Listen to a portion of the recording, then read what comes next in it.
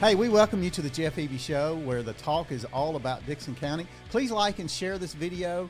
If you're watching on Facebook, if you're watching on YouTube, please share and give me the thumbs up. And also, we're on Spotify, and you can listen to it as you go down the road and get all the content that we provide here.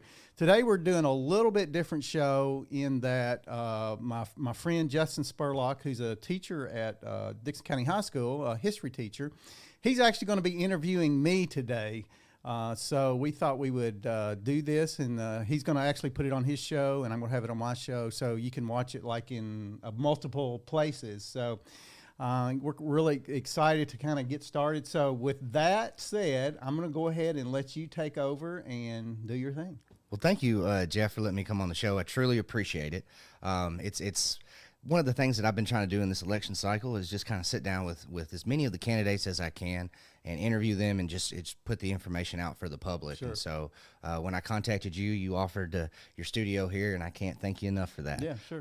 So this is usually how I introduce my podcast. This is the 2022 Dickson County Election Podcast, and I usually let people know a little bit about me, which is you already mentioned that I'm a teacher, but I also write a column in the local newspaper, the Dickson Post. I see, yeah. And it's always fun to do. It's usually about local history. And then on Saturday mornings, I have a radio show on WDKN that we do where we usually interview old-timers and business owners and have a lot of fun with that. But this particular show, I've been trying to, like I said before, interview different candidates. And usually how I start is usually giving you a chance.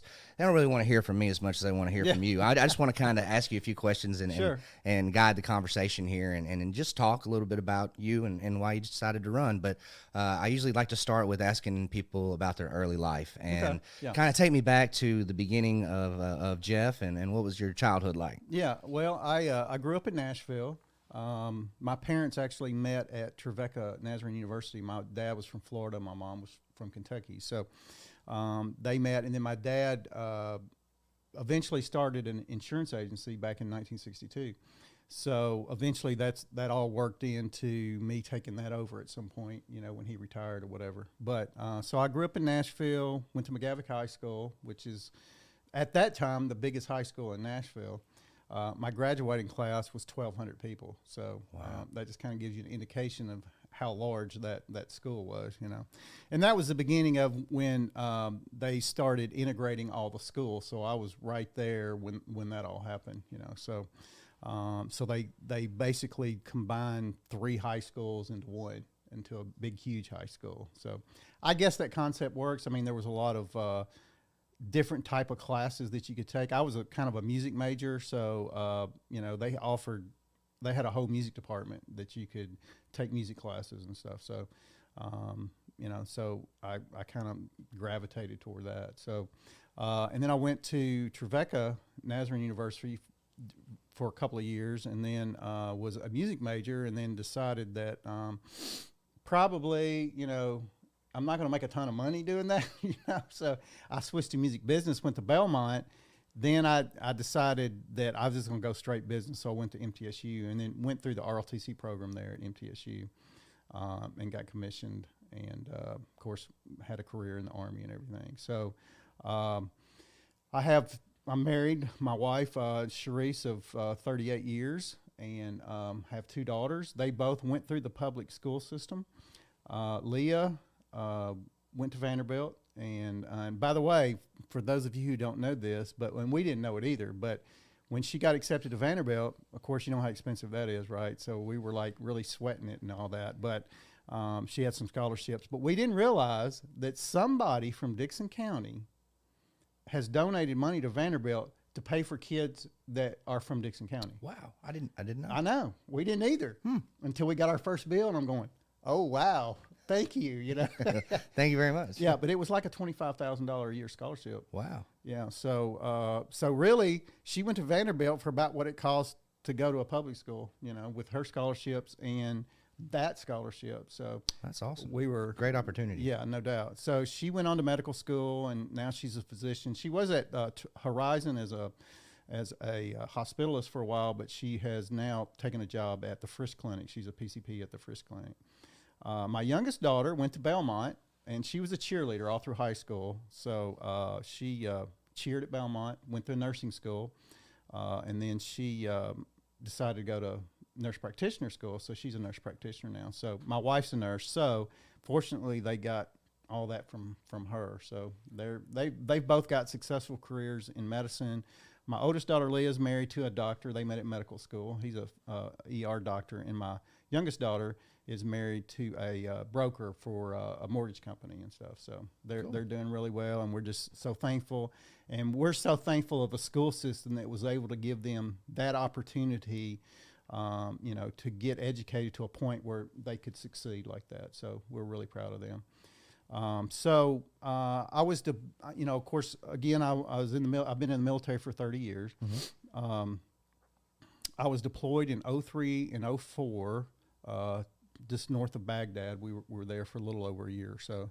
And when I got back, I decided, seeing how, I've been all over the world with the military and see how all these different type of government work, right? And I've seen how people are really underrepresented or not even represented at all, in some of those cases. And so I decided when I got back and talking to my wife, Cherise, that I wanted to go ahead and see what I could do in politics a little bit, So I first ran for a constable, got elected, and then later on I decided to go ahead and run for county commissioner. So I did that, got elected, and I've been a county commissioner now for 8 years. And I've really enjoyed that, working with, I get a lot of calls from people on various things going on. And here's one thing that surprised me. Like when somebody would call me and I would call them back, they would be surprised that I called them back. I'm thinking, well, that's what we're supposed to do, right? Right. So I enjoy that and seeing people, get some help with what the county can do, for them where they are. So I've really enjoyed that. So my next step was, I'd thought about at a state level, but of course, it's hard to run against an incumbent. And then when the seat came available, it was like, okay, this is my time. If I'm ever going to do it, this is the time to do it. Tell me, so mentioning that, Michael Curcio had held the seat for many years. Yeah. And he'd, been reelected several times. And honestly, I was kind of surprised. I was too. When the news came shocked. out. Yeah, I was going to ask you, what was your immediate reaction when you heard the news? Yeah, I was like, actually, I didn't hear. Bob Ryle called me and told me, and I said, really? And he kind of encouraged me, said, if you ever thought about running, this is the time to do it. So. I was really shocked about that. And I've had Michael on my show for several times, and talking about what's going on at the state level and everything. So I like Michael a lot. I think he's a wealth of knowledge, and he's going to do well whatever he does. And I know he just took a position as a lobbyist with a firm in Nashville. So he's going to be successful whatever he does. Well, take me back just a little bit, because I appreciate you, kind of taking us from the beginning to kind of where we are now. That's how I love to start the show. But tell me, what was it that initially wanted, that caused you to want to get into politics? Overall? I think it was, like I said, it was seeing people and how governments don't work. Like I said, I've been all around the world and just seeing how different governments work. And I've actually, when I was in Iraq, we had to work with the government and with the people to try to, bring some resolutions to some of the conflicts that they had. That gave me a lot of experience working with different, like the government and the people kind of as a mediator, to kind of see how kind of this thing works, and then when I got back, I just had that experience, and I thought, this is something that I could continue on in the government sector here. So that's kind of why I decided to run. Tell me a little bit about, so you got constable first, mm-hmm. then county commission, and now we're going for state house. But kind of guide me through those. And since you've held multiple positions, I'd like for you to maybe even start at constable and tell us what exactly is a constable. Yeah. I've done some research on this, but I'd say most people in general public, don't know a lot about what it is. And actually, last time I ran, I put together a little video that in fact, Matt, my producer, he helped me with that, and we kind of had a back and forth about what a constable is. But a constable, it's like an old law. Actually, before sheriffs were here, right? So the constables kind of controlled the law enforcement in the counties and stuff. Now, if you go to like some of these western states, like Texas and some of these other states, their constables are really involved in everything law enforcement wise, you know. So, but the difference between, I guess, a constable and let's say a deputy sheriff is that a constable is elected by the people for a certain area of the county that you represent, but you really represent the whole county. But you're only accountable to the people that you're elected by. Now, I work, and most of the constables work with like the sheriff's department, and I train with the Dixon City Police Department through their 40 hours. We have to do our 40 hours just like the deputies or the city police officers do. So I've just kind of gravitated toward the city. I enjoyed working with those guys, and they really I think appreciate me coming through their program. And can a constable pull you over and arrest you? Is the question people always ask. Yes, but I haven't done that, and I probably wouldn't do that unless I just saw something blatant that was going on. Right? Sure. I mean, it's not our job to go around and pull people over for speeding or whatever. I mean, that's the city guys and the county guys or whatever. But we assist in that. So, in a lot of times the constables will work the fair or work some of these events that it kind of relieves the other police officers from coming off the street to do that. So there's a place for them, and it really depends upon the sheriff's department, whether the sheriff's department supports the constables or not. And this sheriff does. He really does. Okay. And we really appreciate that about him.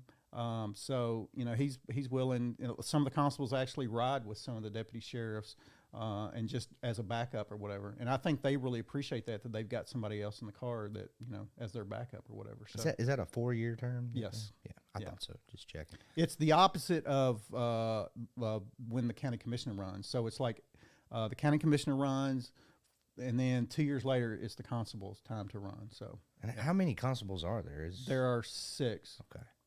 So two districts.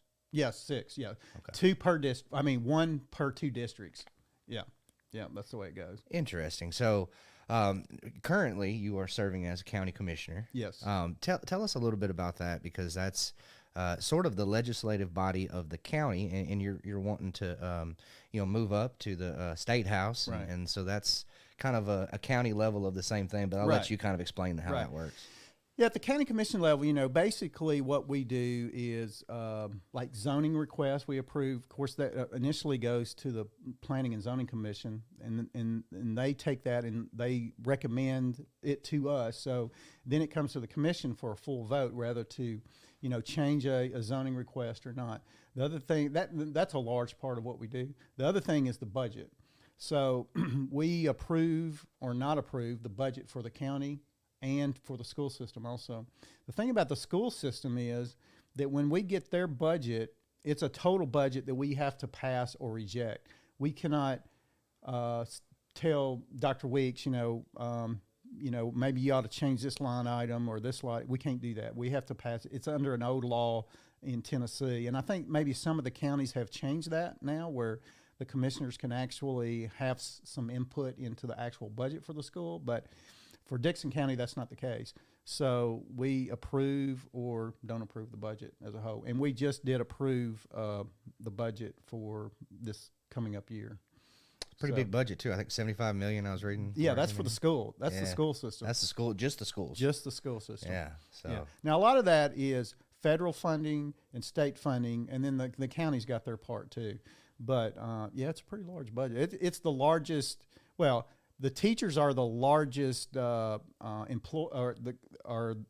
county employee. Their largest employer is the teachers. Explain to me how your experience working for the county commission will sort of correlate or help you with the new position, 69th State House District seat. Yeah, of course, at the state level, you actually enact laws, pass laws.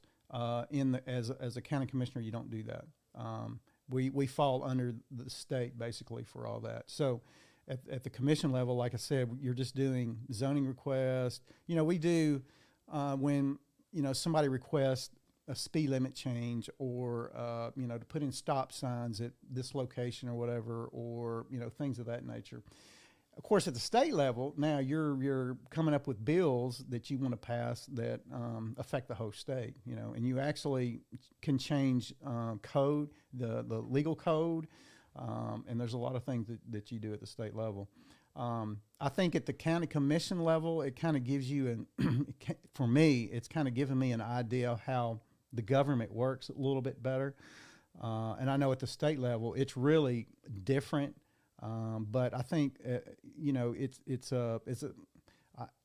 to say a stepping stone, but it's what kind of gives me the basic knowledge about how things work and how to work with people to try to get things done for the county or the state or whatever. So take me through that decision. We already talked about your initial reaction to the fact that Representative Curcio was no longer going to seek re-election, right, which opened things up. And I think there's 7 candidates, if I'm not mistaken, that have kind of thrown their name in the hat. So what kind of motivated you to do that? Because you already constable, already county commission, seemed to be pretty comfortable in those roles. What made you want to step up and reach for something a little higher? Well, I think, like I said, at the county level, I'm able to help people with certain things in the county, right? At the state level, I think, part of the thing, as you may or may not know, I'm a big proponent of public education. And for the past month or so, I've gone around to some of the schools. Dr. Weeks allowed me to do this and talk to some teachers to try to find out, what their issues were, what some of the things that they, felt like needed to change or whatever. And, one of the things that, at the county commission, we say it every year when the budget comes up, teachers need more money, right? But it just never seems to materialize, and one of the things at the state level that I'm looking at is allowing the teachers to come under the state health insurance and benefits. That would free up, if we could do that, and I know it's an expensive, because I've looked at it, and it's an expensive process for the state, but to me it's only fair. And that would enable the county, it would free up some more money to allow in the budget for the teachers to get a raise. Because I've talked to several teachers about the benefit package, and it's pretty expensive, especially if you add on like a spouse or a family coverage. It's pretty high. Mm-hmm. It can get up to like $1,000 a month or so. And that, for the pay that they're making, that's really cuts into your budget and your pay, So that's kind of one of the things I'm going to be looking at once I get to the state level. So I'm a big proponent of education and our public education. I'm not really a big proponent of charter schools and things of that nature. I think that just takes away from funding that we need at our public schools. So, and yesterday, actually, I was down at a business in Hohenwald. It was called Somerville Metals, and or is it Summertown? Yeah, I think it's Summertown Metals. Anyway, one of the things that they're having a struggle with is getting employees, right? And they've taken some employees from the TDAC or the TCAT school system, because they have a welding program and things of that nature, but one of the things that they were talking to me about is the fact that if they could tailor some of their programs for their actual needs, it would really help them out a lot. So these communities that have these employers, we really need a strong program to go from high school into this program right into the workforce. And so, that's something that can be kind of handled at the state level also, to try to help these schools tailor their programs to the employers. I think it's really important. So my understanding is sometimes it's kind of difficult up there on the hill in Nashville. You got to work with other people, so you're not necessarily an executive that just gets to make all decisions. You got to work with people. Right. So what would, I know you got a good background as far as, you've already held some government positions here at the county level, and I'm sure that'll serve you well. But maybe focusing a little more on your personality, your characteristics, about yourself. What kind of things about you might make you a good person to for this job, and specifically for working with others, because Yeah. that's really what the job is all about, if I'm not mistaken. Right. Oh, absolutely. Absolutely. You have to get along with your colleagues, even across the aisle, and I like to build bridges between what people believe, and I don't take like a hard stance so much that, I won't listen to somebody else. I know there's personalities that do that. I'm not one of those. I want to listen to the other side, and let's see what we can common ground that we can find, that we can work from. Once you can get that common ground, then I think you can persuade people to come over to your side. And I know that it's a give and take, quite a bit also. But I think I have the personality that I work with people. I can listen to the other side and try to understand where they're coming from, and then try to figure out how we can come together to try to make Tennessee better, to try to make the lives of teachers better, or every citizen better, and things that we can do to do that. So that's really my personality. That's kind of what I do. What would you do differently? Not necessarily differently than Representative Curcio, Yeah. but I mean, that's obviously the seat and the person that was occupying that seat prior. But just kind of overall looking at the state legislature and the way that they do things, what is something that maybe you would do different, or a way that you would approach it that's a little different than the way it's been done in the past? Well, Michael, he was on, I think, the legal committee. What do they? Criminal Justice. Yeah, Criminal Justice Committee. And I probably would have a different committee that I would be on. I'm hoping like education or something like that. So Michael did a great job. He had a lot of bills coming out of his committee. Here's the problem. Here's what I've seen, and I'm kind of I watch the legislative process, and I watch those committee meetings and stuff. It's interesting to watch. I know, it really is. I love watching them. Yeah. So here's what bothers me. The Republicans are supposed to have a supermajority, right? Right. So you would think that some of these bills that come up in committee would just fly through, which just wouldn't be a big deal. And then, you see that they don't even make it out of committee, and you're thinking, why? I don't understand this, And I know a lot has to do with who they get money from, because you just don't understand why a certain bill, being a Republican supermajority, why it just wouldn't fly through, but it doesn't. So, somehow, in the committee, everything starts in the committee. If it don't make it out of the committee, it's done. It's dead. It's you don't even. Yeah, it's right. gone. Right. Gone. So those committees are very important. So working with the committee members behind the scenes to try to, when you're wanting a bill to come up in the committee, you really have to work with all the different legislators to make sure that they'll support this bill when it comes in committee. And some of them I've seen, even if they say they do, when they get to the committee, they don't, So I don't know if they get pressure from whoever, I don't know. But so just working with these legislators, on a bipartisan approach to try to get them to, see that what you want to do is very important to the state and to the people who live in the state. So, speaking of lobbyists, as you mentioned at the beginning of the show, Representative Curcio is now working with a lobbyist firm. There have been some people that have been talking a lot about that and about money getting taken. What's your whole philosophy on that whole thing, lobbyists and taking money? Well, I don't know if it's. That's the way our system works. Now, whether it's good or bad, I know there's companies that lobby, and obviously that's what lobbyists for, lobby for them to get certain things passed in the legislature. It's the same way at the federal level, except like 10 times magnitude worse, But, I guess there's a place for those people,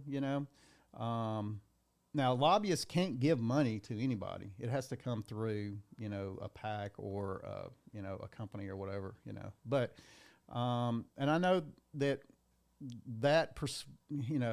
persuades a lot of people. And, is that a good thing or a bad thing? I don't know. For me, I would never compromise my beliefs and compromise what I want to do based on what any lobbyist would want to do for me. I'm just not going to do it. That's just my core belief. So there's certain things that I just won't compromise on. That's just it. Let's talk a little more about your platform. You've already kind of mentioned, as I've been asking some of these other questions, you've given us a little bit of a preview about some of the things that you would focus on, if you were to get this position. And one thing you've mentioned is teachers and education, and I appreciate that. But what else is on your platform? What else would, if you were able to get this job, would you really want to focus on up there? Well, I'm a pro supporter of First Amendment. So we have some issues with social media and some of the conservative people that's being deplatformed, and I think some of the states have kind of taken that on. Now, whether that works in an overall level, I don't know. I'm not sure how well that's being done, but we really need to shore up our First Amendment protection for Tennesseans.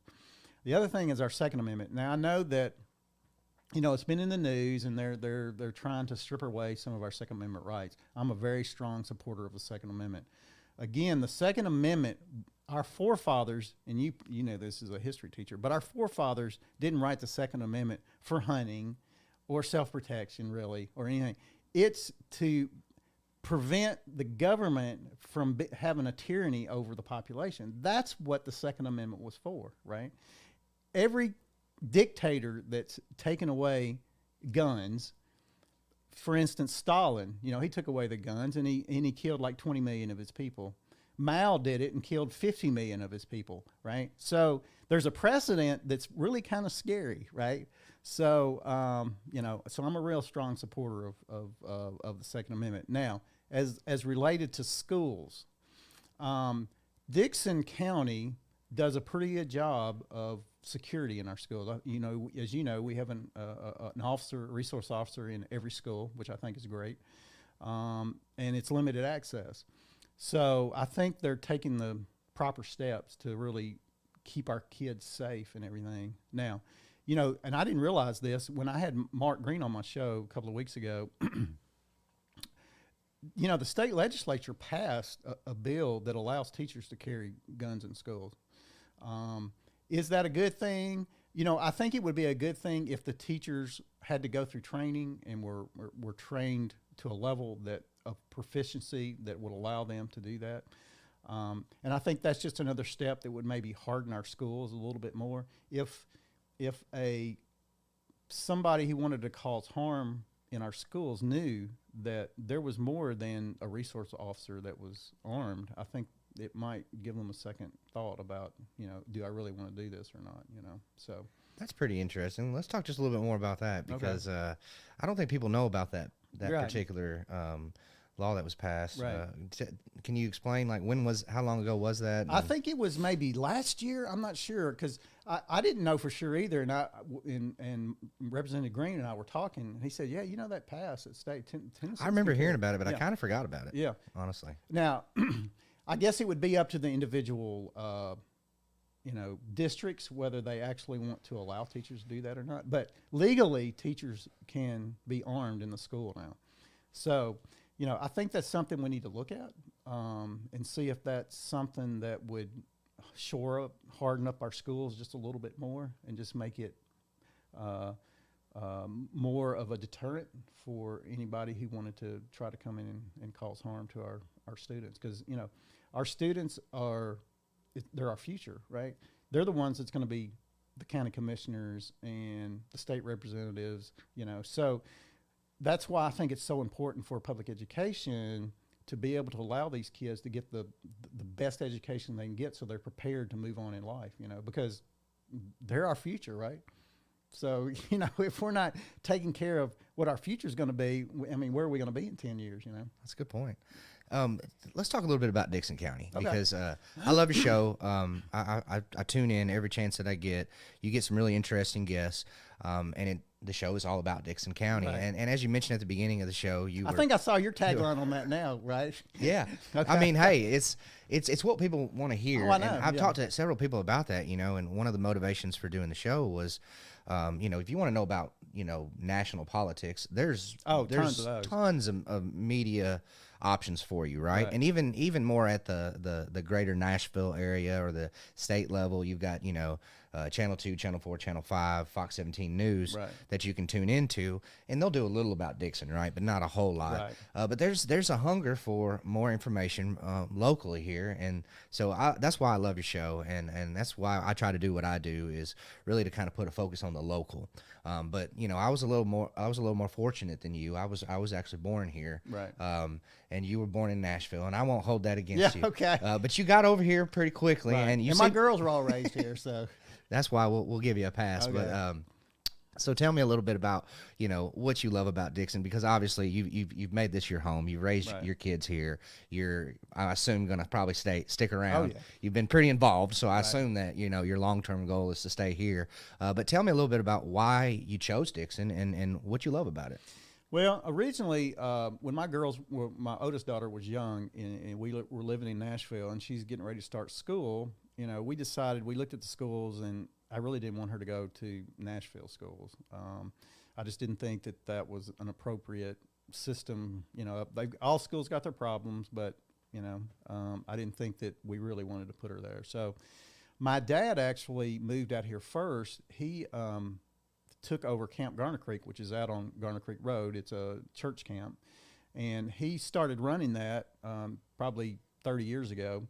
And he kind of turned that into what it is now. It's a really nice campground. A lot of groups come in there. A lot of church groups come in there and do retreats. And it's a really nice place. So when he did that, and then eventually he just moved out here. And so when we were at that point, we were wanting to do something else. We decided to go ahead and make the move and come out here. And we originally bought a house in Burns. And, of course, so then my girls went to Burns Elementary, and then to the middle school and to the high school. So that's kind of what got us out here. But, we fell in love. Originally, my wife, she was like, I don't know if I really want to move to a small community like that. But once you get out here, it's like, wow, man, this is awesome.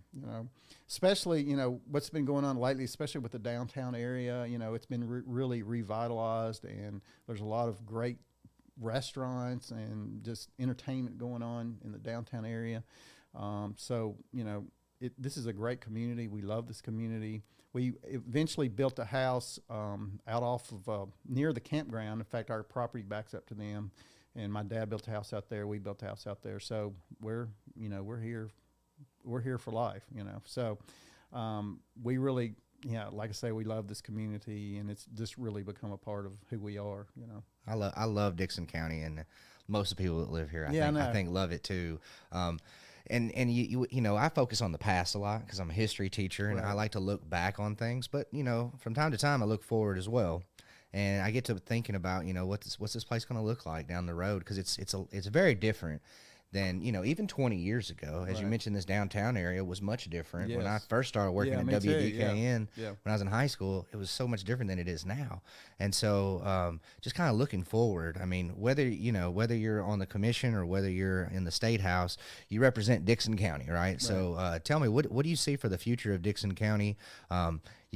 There's this growth that's happening. Oh, yes, and people absolutely. want Dixon to remain rural. Right. But we kind of have the best of both worlds right now. You go out here to a farm, and then a few minutes later, you're right here in the city. Exactly. But it's changing. Yes. So talk to me a little bit about the future of Dixon. Well, when the commission undertook a couple of issues about zoning for building houses, we started thinking, I think most of us did, that, we need to have a plan, for how this growth is going to happen. You want growth, but you want it to be more controlled growth. You just don't want growth for growth's sake, because then you're going to end up with certain areas you're not really pleased with or aesthetically pleasing or whatever. So the commission is now working on a county plan, growth plan. And I think they're supposed to be done with that maybe in 6 months or so. And we've kind of halted some rezoning until this plan kind of gets done. And I know the builders, you know, they don't want any restrictions on what they do, and I kind of understand that. But in the same sense, we do need to have certain restrictions. So, I mean, we got to figure out, what do we want to look at like in 20 years, you know? Do we want to have row houses everywhere in 20 years? You know, I don't think that's what the community wants, you know? I think we want growth, but we want it controlled growth. We want to work with builders to make sure that we have enough in here, because we're low on housing now, you know? I mean, there's not enough housing to go around right now. So, and that's probably just going to get worse, right? So, you know, we want to work with builders to make sure that, you know, when they buy property, that they do the proper things to make sure once those houses are built, that they're still maintained, and, you know, they don't have any issues with, you know, water or whatever, you know. So, so the growth is coming. It's coming. It's you know, if you look at Nashville, if you look like north, east, and south, there's been a ton of growth, right? Mm-hmm. West has just kind of been slowly growing. But I think now that people are realizing that you can still relatively buy cheaper property here, you know, that a lot of people are moving out here, or a lot of people are moving from California. I'm surprised every day at all the people that I talk to that they've come out here from California. Or some of those states. I'm thinking, wow, how did you know about Dixon? You know, well, they referred to by friends. Yes. I can tell you this from my experience in real estate, working for Redbird Realty, and I've been on some different transactions where, you know, we work with some people from, out of state, several people from California. And that's what I ask them too. How did you know about this? Know. Well, my friend moved out here, and, you know, and then we see how much they love it, and they're having a great time. And, you know, their, cost of living's a lot different in Tennessee than it is in California. Oh, yeah. And they look like they're having a great life. And then we come out here to visit them. And the next thing you know, we're looking at houses, and then we're backing up a U-Haul truck, and then they're here. Right. And, you know, and most of them, you know, they love this area for the same reason that we do, right? And there's a reason why they're moving here, and so I've enjoyed them, and a lot of those are the ones that, you know, follow the newspaper article that I do. They get more involved. Yeah, they love it, and they want to know more, and then they'll ask extra questions. I had somebody send me a message the other day, and said, you don't know me, but I read your newspaper article, and I'm new around here, and I just had a few questions, and you know, and I'm glad to answer them. Like, you know, glad you're here. Glad you love it here. Here's the answers to your questions. Right. You know, check out the article this week. Hopefully you like that as well. Sure. So, you know, it's coming. They're coming. And just, you know, and there's been some good people that moved here too. So, yeah, you know, part of the premise for my show was to get people more motivated in local politics, right? Mm-hmm. So, you know, we encourage people, you know, all politics is really local. Yeah. The local politics is what affects people's lives. Now, I know at the national level, that's the whole, you know, everybody gets kind of excited about or whatever, but really the local level is what affects your everyday life. Absolutely. You know? So I encourage people to know who your county commissioner is, know who your state representative is, but unfortunately, there's a lot of people that don't, right? So one of the premise of our show is to really get, and that's why I bring on, you know, all these local politicians, and, you know, of course, you know, we've had on a ton of people, and, you know, we just want to talk about what's going on in Dixon County, because a lot of these people that move in from like California, they don't know, right? So they can tune in and kind of get an idea of how, you know, how our system works, and who does this job or who does that or whatever, you know. So that's kind of the impetus of what's helped really start the show, because I really want to get people involved locally. And well, and you're kind of leading into my next question, because I wanted to ask you, you know, what started your love for the you know, for this, and what made you want to do the show? Because for me, my love for this sort of platform and for talking on the radio goes back to when I was in high school. I was lucky enough to get a job over at WDKN. As a 16-year-old, actually, and got to work there through high school, and then I got to do the same thing in college. And so that was sort of my motivation for kind of getting back into this, because it was an old love that I had. And I've always wanted to ask you, never had the opportunity, but, you know, what was your motivation behind starting this particular show? Well, you know, I don't know if you remember a couple of years ago when we were discussing the whole fuel depot thing, right? Sure, yeah. You know, whether you agree with that or don't agree with it, what happened was there was a lot of talk on Facebook and some of these social media platforms that was just people were just uninformed. They were making accusations that weren't even near the truth. They were, some of them were, the county commissioners were getting paid off or whatever, and I'm thinking, well, I really wish I knew where that money was if I was getting paid off, right? Yeah. But so I decided that there has to be some media that people, you can actually have people on that tell you exactly how this works, how it happened, and kind of negate all the rumors and everything. So that was kind of the reason why I started the show. And I think my first guest was the sheriff. I think he was running at the time. And then I'd had Bob Ryle on. We talked about that a little bit, so, and it just kind of moved on from there, But, that was kind of the reason that I got it started. Well, and that kind of same thing for me as far as doing this podcast for the elected officials and people running for office was, a couple of years ago when we had the sheriff's race, we had a lot of people running, and I didn't really Right. know any of them. Right. So I just started trying to reach out to them to meet each one of them. And, that's tough. I mean, Yeah. Almost everybody was willing to come meet me though and talk to me, and that was great. But if there would have been a show back then that I could have watched that would have given me just at least a little bit of information about the candidates, I would have really appreciated it back then. Right. And so that's kind of been my motivation as well. And like we said before, there's not a whole lot of local media. We got a couple of newspapers. We got a great radio station, and I'm very thankful for them. And we even have a TV station that's coming in. Right. It's going now, but hopefully there will be some local programming on there. And I've talked with Mr. Kenneth Forte about that. Yeah, we had him on my He's show. working. And we talked about that. Yeah. It's good stuff in the works there. Right. But tell me just a little bit about the future of the show, because I know when I first got in here, right before we started recording, you were kind of giving me a hint about some things that you might be wanting to do in the future. Would you be wanting to talk about that a little bit? Yeah, we wrapped up our second season with our Congressman Mark Green, and that was obviously it was a great show. So if you hadn't seen it, I encourage people to go look at that.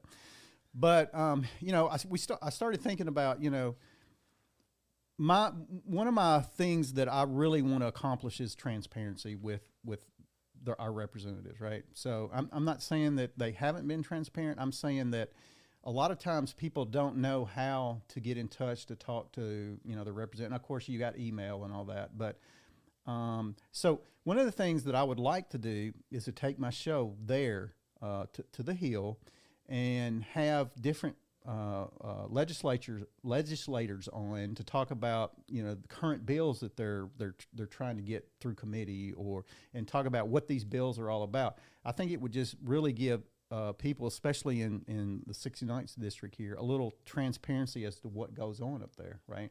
And I know you can watch it on various the committee meetings, but to actually sit down just like this and talk to a legislator who really is passionate about a certain bill that they're maybe having trouble getting through or whatever. All right, let's talk about this. Let's let people know what's going on, and then people can then contact their other representatives and say, hey, I like what this is. I think you need to support this bill or whatever. So that's kind of what I'm looking at as far as future for the show. So we'll see how that goes. That's exciting. Yeah, it is. I like the transparency and the way that you're willing to give information to people, because that's a lot of times what people want. Exactly. So, yeah. And I know people work, they've got kids, and it's hard for them to sit down and really try to figure out what's going on. But if there's a media that allows them to maybe just turn on for 10, 15 minutes or so, they can just kind of really quick while they're cooking dinner or whatever, kind of see what's going on. I think that's something that will be valuable to people. I put it on a lot of times, and I'll put your show on, and I'll put Michael Shepard's Your Vibes podcast, which is another good local show. I'll put those on, and I'll watch a little bit, but I've got like an iPad, and I'll sit it down, Right. and I'll be cleaning, or I'll be working out in my garage or whatever, and I'll listen to it that way. And it's kind of, you can do two things at once. Right. I know in the old days people would probably meet up here on Main Street and talk and go have a cup of coffee somewhere, but unfortunately our lives are so busy these days that we're kind of relying on the internet and social media. And that's one reason why I put a lot of stuff on Facebook, Twitter, things like that. Is it's just more easily accessible to people, Right. And they carry it around in their hands. So you want to get it to him as fast as possible, though. That's one of the fastest Right. ways, Absolutely. I guess. So, Absolutely. Well, kind of want to put you on the spot here. Not really, but there was some big news that broke yesterday, and I was wondering if you could talk to me a little about the process, because I've been really fascinated. I saw yesterday morning, I think it was the Dixon Herald, may have been the Dixon Post, so forgive me if I get it wrong. They may have both probably reported on it yesterday, but as we mentioned early in the show, Representative Curcio, he decided not to run for re-election, and he made that announcement, I think, back in March, just before the April deadline. And, of course, a lot of people got involved in the race. Well, it broke earlier this week that he was going to resign from his seat, which actually leaves it vacant. Now, I wasn't expecting that. I think a lot of people were expecting, just to kind of ride it out till the end. But he resigned, which leaves the seat open, which causes a little bit of a issue. We don't, have a representative right now. Now, I read in the paper yesterday that the county commission has exercised the option to sort of fill that spot. And June 20th, if I'm not mistaken, if I remember correctly from what I read earlier, there will be a county commission meeting. And the way I'm understanding it, and I'll let you sort of explain it, but just about anybody can sort of be nominated. It doesn't have to be necessarily somebody that's already running. The way I'm reading it is, the public can nominate, the commission can nominate, whoever gets 7 votes. But take us through that from a county commissioner's point of view, because to me this is very interesting. I don't recall this happening before. Well, we've had to do this with like when a county commissioner resigns, or or recently, when something else happens or whatever. So and the process is the same. The public can nominate, but they can only recommend a nomination to the commission. The commission actually handles the nomination. So, like, if somebody from the public wanted to nominate whoever, they could only do that through the commissioner. Then the commissioner would have to actually nominate them. So, but you can bring, there's going to be a time where they can come up and represent themselves, or somebody else can represent them to kind of give why they would like to do this.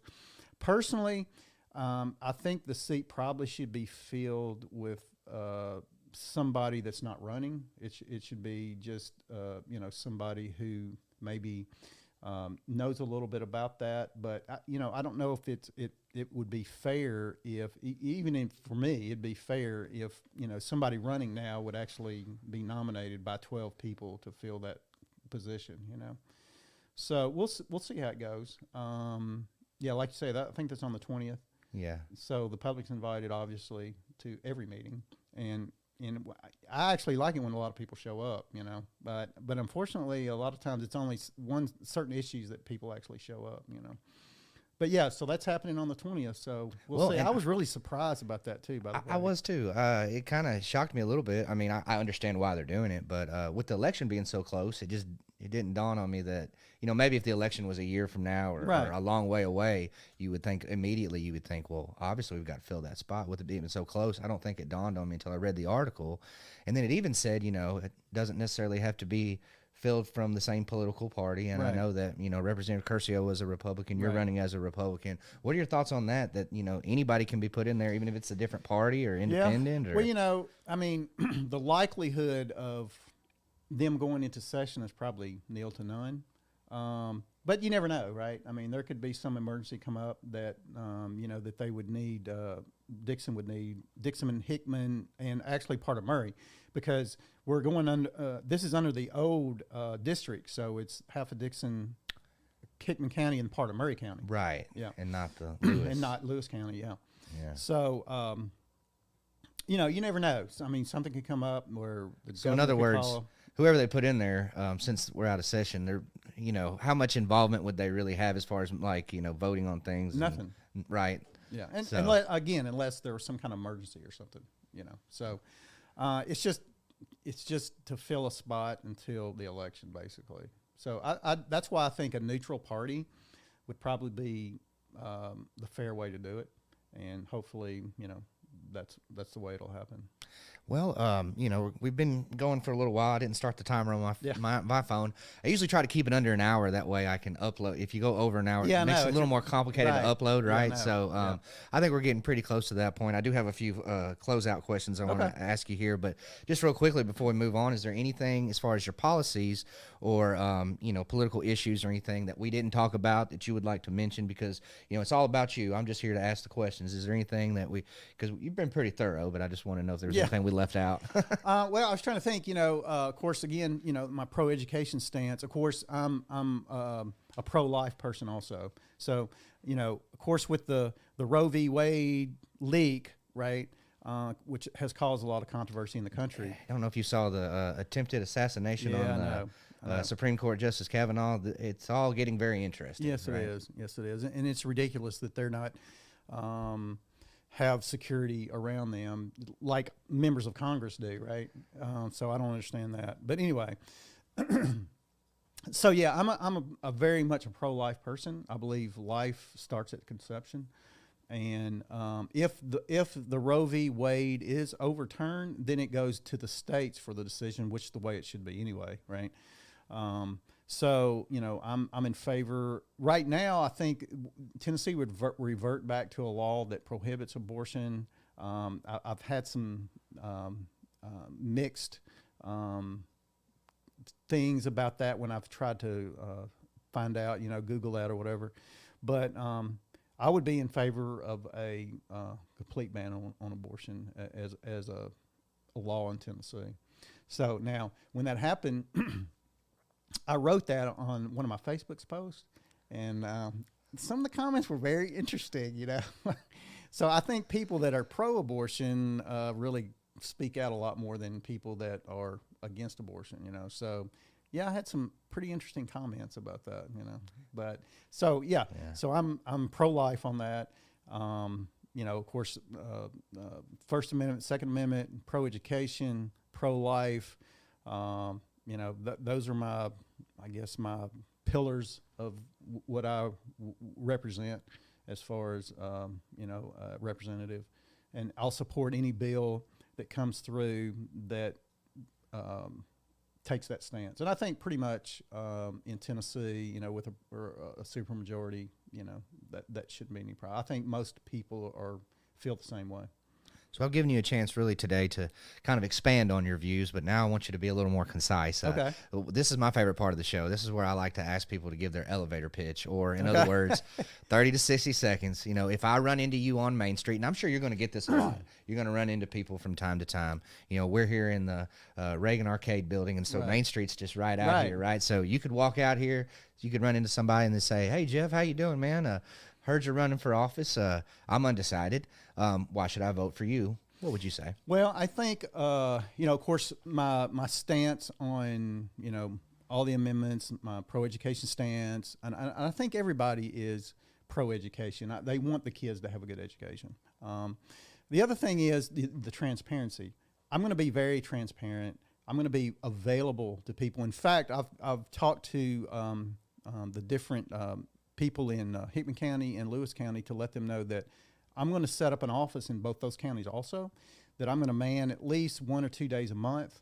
That gives people access to somebody at the state level if they have concerns, that they have a place that they can actually go and actually physically talk to somebody. So I've made that kind of a commitment to them that I'm going to do that, and I will follow through with that and make sure that somebody is available for them to help them through whatever issues they have, that maybe we can help them out at the state level. So transparency, I'm a conservative, so I'm always going to, actually a conservative libertarian. So I'm a conservative, but I don't want government interfering with everyday people's lives.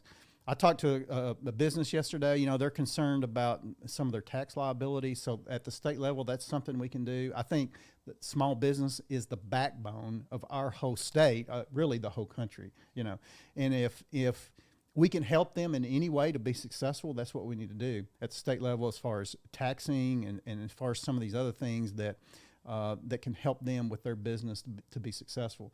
Because if they're successful, then our community's successful, because then you have jobs for people in your community, you know, and it just goes from there, right? So, you know, transparency, being available, and helping out small businesses as much as we can. That's pretty much it. So I know I've seen you out on the campaign trail doing a lot of different things, and it looks like you've been having fun and meeting a lot of people. Yeah. We've had, like, you know, the Promised Land Festival was recently. There's a fishing thing going on this weekend. Somebody was telling me about yesterday. The Dixon Street Festival is a big thing that's happening really soon. Yeah, and I've got a booth there. Okay, Also, yeah. Saturday, Tell us where you're gonna be. what's today? Thursday. Saturday, I'll be in Hohenwald for their street festival down there. Really? Yeah. Cool. That's what I was going to ask you was, you know, any events that you're going to be at that you want to kind of plug? And and then I think in Hickman County, I think it's July 4th. They're having a thing down there at their river. You know, when you cross the bridge, and there's a little golf area right there. Yeah, down there. That's where they have a lot of their events there. So they're having a big 4th of July festival there. So I'll be have a booth there. I went to a banana pudding. Yes, they have festival that down there too. at that Yes. spot. Yeah. Best banana pudding ever. Yep. And lots Yeah. of it. One thing I've noticed about Hickman County is they really try to do things big, like their even their Memorial Day, you know. And of course I spoke at the one here in Dixon, so I couldn't make it out to the one in Hickman County, but they make a really big ordeal out of it down there, and they really do. And they post a flag for everybody that's died in service or whatever. And then several weeks ago, we went down to Lewis County, where they had the dedication of their veteran service office down there.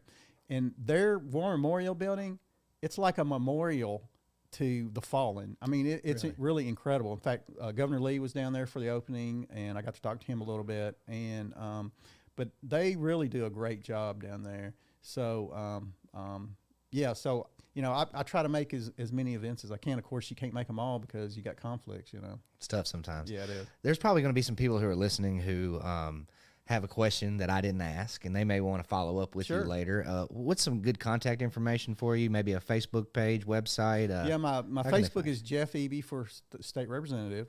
My website is votejeffeby.com, and I've got emails on all those that you can contact me. In fact, my cell number's on all those too. So if somebody wants to call me, I'm available. That's part of what I want to be for people, right?